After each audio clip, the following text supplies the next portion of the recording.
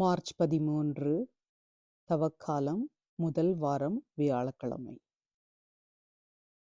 புனித மத்தேயு எழுதிய நற்செய்தியிலிருந்து வாசகம். அதிகாரம் 7 வசனங்கள் 7 முதல் 12 வரை.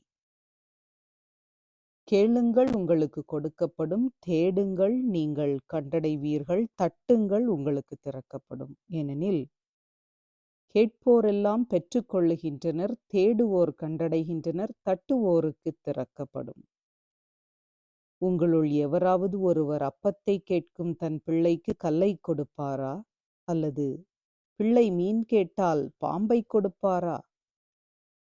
தீயோர்களாகிய நீங்களே உங்கள் பிள்ளைகளுக்கு நற்கொடைகள் அளிக்க அறிந்திருக்கிறீர்கள். அப்படியானால் விண்ணுலகில் உள்ள உங்கள் தந்தை தம்மிடம் கேட்போருக்கு இன்னும் மிகுதியாக நன்மைகள் அளிப்பார் அல்லவா? ஆகையால் பிறர் உங்களுக்கு செய்ய வேண்டும் என விரும்புகிறவற்றையெல்லாம் நீங்களும் அவர்களுக்கு செய்யுங்கள். இறை வாக்குகளும் திருச்சட்டமும் கூறுவது இதுவே என்றார். இது கிறிஸ்து வழங்கும் நற்செய்தி. கிறிஸ்துவே உமக்கு புகழ். சிந்தனை.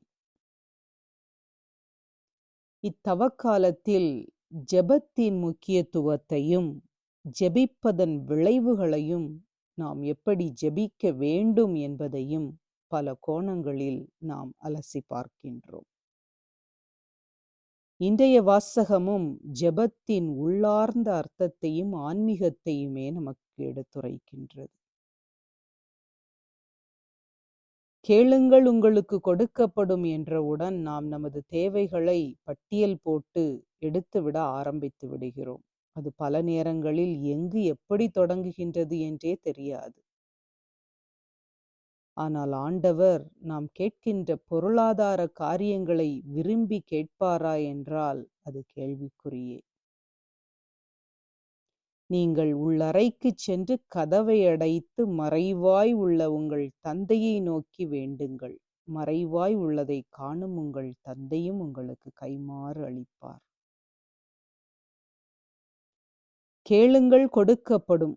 நான் எதை கேட்க வேண்டுமென்றால் எதையும் இறைவனின் திருவுளம் என ஏற்றுக்கொள்ளுகின்ற மனப்பக்குவத்தை கேட்க வேண்டும். இதுவே ஆன்மீக முயற்சியாகவும் உண்மையான சீடத்துவமாகவும் இருக்க முடியும். தவக்காலம் நமக்கு தருகின்ற பார்வையும் இதுவே. தேடுங்கள், கண்டடைவீர்கள். ஆம், நம்மையே நமக்குள் தேட வேண்டும். நான் யார்? நான் ஏன் இறைவனின் சாயலாக இருக்கின்றேன்? எனக்கும் இறைவனுக்குமான தொடர்புதான் என்ன? அவரை நோக்கி ஏன் என் மனம் ஈர்க்கின்றது? அவரில் நிறைவடைவதே என் முழு நிறைவு.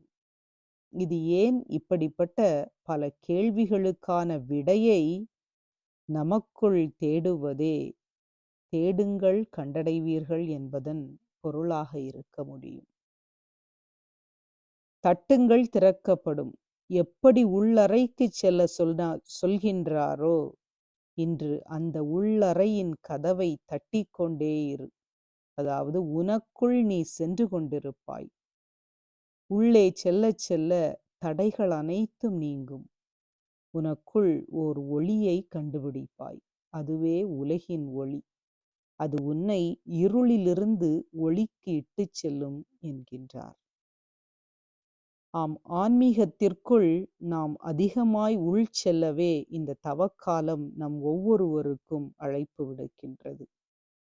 எனவே அதிகாலையில் இறை வார்த்தையில் நற்கருணையில் நாம் நம்மை தேடுவோம். எங்கெல்லாம் அமைதியில் நமக்கு அமர நேரம் கிடைக்கின்றதோ அங்கெல்லாம் நாம் இறைவனை தேடுவோம், நம் இதயத்தை தட்டுவோம், கண்டடைவோம். தேடுங்கள், கண்டடைவீர்கள் என்று திருவுளம் பற்றிய இறைவா, ஞானம் என்னும் கொடையை எங்களுக்கு நிறைவாக தந்தருளும். இதனால் நாங்கள் பொது நன்மைக்காக வல்ல செயல்கள் பல புரியும் வலிமையை பெற்றுக்கொள்ளுவோமாக. உமக்கே புகழ், உமக்கே மாட்சி, உமக்கே நன்றி. ஆமேன்.